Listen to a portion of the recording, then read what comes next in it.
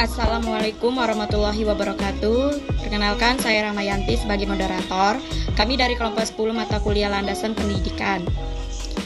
Yang pertama, kami akan menjelaskan tentang pendidikan pada zaman purba.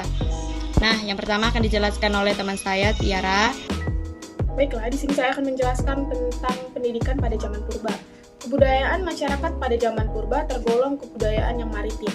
Kepercayaan yang dianut masyarakat adalah animisme dan dinamisme. Masyarakat dipimpin oleh ketua adat. Namun, ketua adat dan para empu tidak dipandang sebagai anggota masyarakat lapisan tinggi, kecuali mereka melaksanakan peranannya dalam upacara adat atau upacara ritual. Sebab itu, mereka tidak memiliki stratifikasi sosial yang tegas. Tata masyarakatnya bersifat egaliter. Adapun karakteristik lainnya yakni bahwa mereka hidup bergotong royong. Tujuan pendidikan pada zaman ini adalah agar generasi muda dapat mencari nafkah, membela diri, hidup bermasyarakat, taat terhadap adat dan terhadap nilai-nilai religi atau kepercayaan yang mereka yakini. Karena kebudayaan masyarakat masih bersahaja, pada zaman ini belum ada lembaga pendidikan formal atau sekolah. Pendidikan dilaksanakan di dalam lingkungan keluarga dan dalam kehidupan keseharian masyarakat yang alamiah.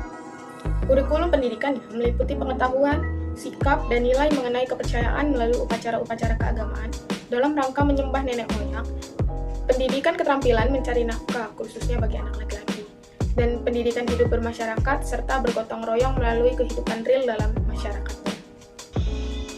Selanjutnya akan dijelaskan oleh Endang tentang pendidikan zaman kerajaan Hindu-Buddha. Saya akan menjelaskan tentang pendidikan pada zaman Buddha Hindu. Mereka melakukan hubungan perdagangan dengan orang-orang dari India yang singgah dalam perjalanannya. Seiring dengan itu, ke dalam masyarakat kita masuklah kebudayaan yang dibawa oleh orang-orang India, antara lain berupa bahasa, tulisan, agama, termasuk juga sistem pemerintahan yang berlaku di India. Di antara para ketua adat ada yang dinobatkan atau menobatkan diri menjadi raja-raja lokal. Pada awalnya yang menjadi pendidik adalah kaum Brahmana, kemudian lama-kelamaan para empu menjadi guru menggantikan kedudukan para Brahmana. Namun demikian, para guru pertapa juga biasanya selektif dalam menerima seseorang untuk menjadi muridnya, di antara lain merupakan implikasi dari feodalisme yang berkembang saat itu. Tujuan pendidikan pada umumnya adalah agar para peserta didik menjadi penganut agama yang taat, mampu hidup bermasyarakat sesuai tatanan masyarakat yang berlaku saat itu, mampu membela diri dan membela negara. Pada zaman berkembangnya agama Buddha yang berpusat di kerajaan Sriwijaya telah terdapat perguruan tinggi Buddha. Perhatikan hasil sastra yang ditulis para empu yang bermutu tinggi. Para pujangga yang terkenal antara lain Empu Kanwa, Empu Seda, Empu Panuluh, dan Empu Prapanca. Kemudian selanjutnya dijelaskan oleh Hoiria tentang pendidikan zaman kerajaan Islam. Di sini saya akan menjelaskan tentang pendidikan dan kerajaan Islam Nusantara. Pendidikan dan kerajaan Islam di Nusantara memiliki letak yang strategis dalam rangka pelayanan dan perdagangan ke negeri kota. Berdatangan pula para saudara beragama Islam. Melalui mereka, para raja dan masyarakat pesisir memeluk agama Islam. Dalam penyebaran agama Islam di Pulau Jawa, Anda juga mungkin masih ingatkan akan jasa para wali yang dikenal sebagai Wali Songo atau Wali Sembilan.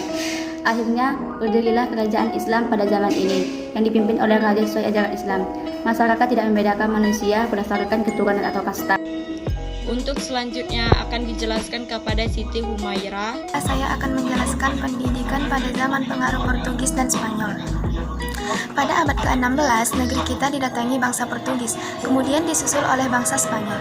Selain untuk berdagang, kedatangan mereka juga disertai oleh misionaris yang bertugas menyebarkan agama Katolik pada akhir abad ke-16, dan mereka meninggalkan negeri kita karena sering mendapatkan pemberontakan, terutama dari Sultan Ternate, karena menjual rempah-rempah tidak menguntungkan lagi, dan karena kalah dalam peperangan melawan Belanda. Pengaruh bangsa Portugis dalam bidang pendidikan yang utama ialah menyebarkan agama Katolik pada tahun 1536. Kurikulum pendidikannya berisi pendidikan agama Katolik, membaca, menulis, dan berhitung. pendidikan diberikan terkemuka, dan pendidikan yang lebih tinggi diselenggarakan di Goa, dan pusat kekuasaan berbakat dikirim ke sana untuk dididik pada tahun 1546. Di Ambon juga telah ada 7 kampung yang penduduknya memeluk agama Nasrani Katolik. Kemudian, pendidikan pada zaman pemerintah kolonial Belanda akan dijelaskan oleh saya sendiri, Rahmayanti, akan menjelaskan zaman pemerintahan kolonial Belanda. Zaman pemerintahan kolonial Belanda pada awal 1596. Bangsa Belanda datang ke Indonesia untuk berdagang. Mereka mendirikan Foch 1602. Selain berusaha menguasai daerah untuk berdagang, juga untuk menyebarkan agama Protestan. Sejak tahun 1800 sampai 1942, negeri kita menjadi jajahan pemerintah kolonial Belanda.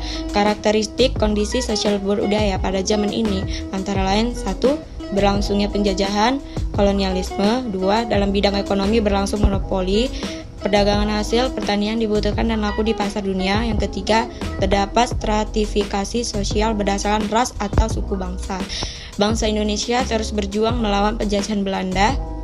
Perlawanan dan pemberontakan dilakukan oleh berbagai kelompok bangsa kita di berbagai daerah di tanah air. Penjajahan yang telah berlangsung lama benar-benar telah mengungkung kemajuan bangsa Indonesia dan mengakibatkan kemeratan serta kebodohan. Dengan semakin sadarnya bangsa Indonesia akan makna nasionalisme dan kemerdekaan pada awal abad ke-20, sejak kebangkitan nasional tahun 1908, lahirlah berbagai pergerakan nasional berlangsung dalam jalur politik maupun pendidikan. Selanjutnya, pendidikan kaum pergerakan bangsa dijelaskan oleh Tiara. Faktor yang menimbulkan pergerakan kebangsaan atau pergerakan nasional antara lain adalah 1. Penderitaan dan berbagai kondisi yang merugikan bangsa Indonesia akibat kebijakan pemerintah kolonial Belanda telah menimbulkan rasa senasib, sepenanggungan sebagai bangsa yang dijajah sehingga muncul rasa kebangsaan atau nasionalisme. Yang kedua, kebesaran masa lampau bangsa kita juga memperkuat rasa harga diri sebagai bangsa yang berdaulat dan merdeka. Yang ketiga, kaum terpelajar di kalangan bangsa kita terdorong untuk berperan menjadi motor pergerakan. Yang keempat, bangsa Melayu yang merupakan bangsa kesatuan makin menyadarkan bahwa bangsa Indonesia adalah satu bangsa. Kemudian yang kelima, karena mayoritasnya bangsa Indonesia memeluk agama Islam, maka timbul persepsi bahwa Belanda adalah kafir. Sejak kebangkitan nasional, sifat perjuangan rakyat Indonesia dilakukan melalui berbagai partai dan organisasi, baik dalam jalur politik, ekonomi, sosial budaya, dan khususnya melalui jalur pendidikan. Sifat perjuangan bangsa kita saat itu tidak lagi hanya menitik beratkan pada perjuangan bidang fisik. Mengingat ciri-ciri penyelenggaraan pendidikan oleh pemerintah kolonial Belanda yang tidak memungkinkan bangsa Indonesia untuk menjadi cerdas, bebas, bersatu, dan merdeka, maka kaum pergerakan memasukkan pendidikan ke dalam program perjuangannya. Hampir setiap organisasi pergerakan nasional mencantumkan dan melaksanakan pendidikan dalam anggaran dasar atau dalam program kerjanya. Karakteristik pendidikan kaum pergerakan adalah 1. Bersifat nasionalistik atau sangat anti-kolonialis.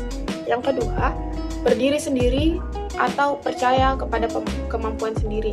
Yang ketiga, pengakuan kepada eksistensi perguruan swasta sebagai pewujudan harga diri yang tinggi dan kebinekaan masyarakat Indonesia, serta pentingnya pengembangan rasa persatuan dan kesatuan masyarakat dan bangsa Indonesia.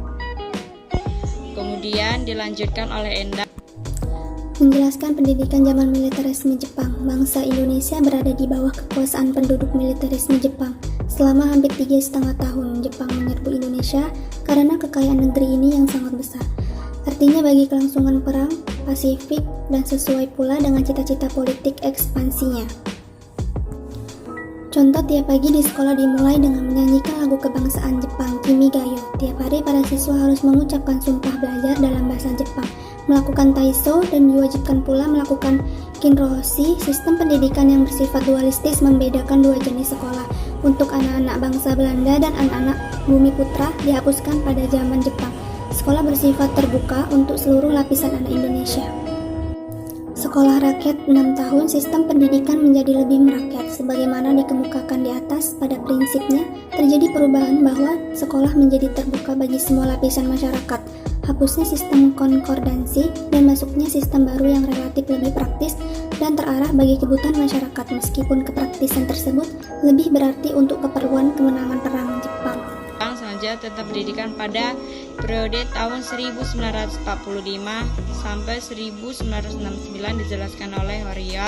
Di sini saya akan menjelaskan tentang pendidikan pada periode 1945 sampai 1969. Pada masa ini, usaha penting dari pemerintah Indonesia pada permulaan adalah tokoh pendidik yang telah berjasa dalam zaman kolonial menjadi menteri pengajaran. Tujuan pendidikan nasional adalah untuk menciptakan warga negara yang sosial, demokratis, dan bertanggung jawab. Pemerintah Indonesia berupaya melaksanakan pendidikan nasional yang berdasarkan pada budaya bangsa sendiri. Pendidikan Indonesia dahulu ada 3, yaitu yang pertama pendidikan Indonesia sejak zaman purba hingga zaman kolonial Belanda. Yang kedua, pendidikan zaman di Indonesia bergerakan kebangsaan. Yang ketiga, pendidikan pada zaman pendidikan mutualisme Jepang. Tujuan pada pendidikan zaman kemerdekaan adalah untuk mengisi tata kehidupan dan pembangunan. Dan terakhir tentang pendidikan pada era PJP dijelaskan oleh Siti. Menjelaskan pendidikan pada masa PJP 1. Pendidikan pada masa PJP 1 dicadangkan dari 1 April tahun 1969. Maka pada tanggal 28 sampai 30 April 1969, pemerintahan CQ, Departemen Pendidikan dan Kebudayaan, mengumpulkan 100 orang pakar tersebut serta mencari alternatif pemecahannya adalah salah satu hasil konferensi Cipayung. Konferensi Cipayung itu ialah lahirnya di Proyek Penilaian Nasional Pendidikan atau PPNP pada tanggal 1 Mei 1969 melalui SK Pendidikan tanggal 26 Mei 1969. Dalam PJP 1 telah dilakukan 3 kali perubahan. Kurikulum pendidikan atau sekolah, yaitu apa yang dikenal sebagai kurikulum 1968, kurikulum 1975, dan kurikulum 1984. Era PJP 1 tahun 1969 sampai 1993, zaman Orde Baru, dan dalam era PJP 1, dasar pendidikan dikembalikan kepada Pancasila dan Undang-Undang Dasar 1945. Pendidikan nasional ditunjukkan untuk membentuk manusia Pancasila dan mutu pendidikan nasional. Untuk itu, pembangunan pendidikan dibiayai baik dengan menggunakan dana rupiah maupun dana hasil kerjasama luar negeri. Memang banyak hasil pembangunan pendidikan selama PJP 1 yang telah diraih. Namun demikian, permasalahan pendidikan masih tetap belum terpecahkan secara keseluruhan dan masih terus diupayakan melalui pembangunan pendidikan pada PJP selanjutnya. Baik, sekian presentasi kami tadi. Bila ada kesalahan atau kekurangan, kami mohon maaf. Assalamualaikum warahmatullahi wabarakatuh.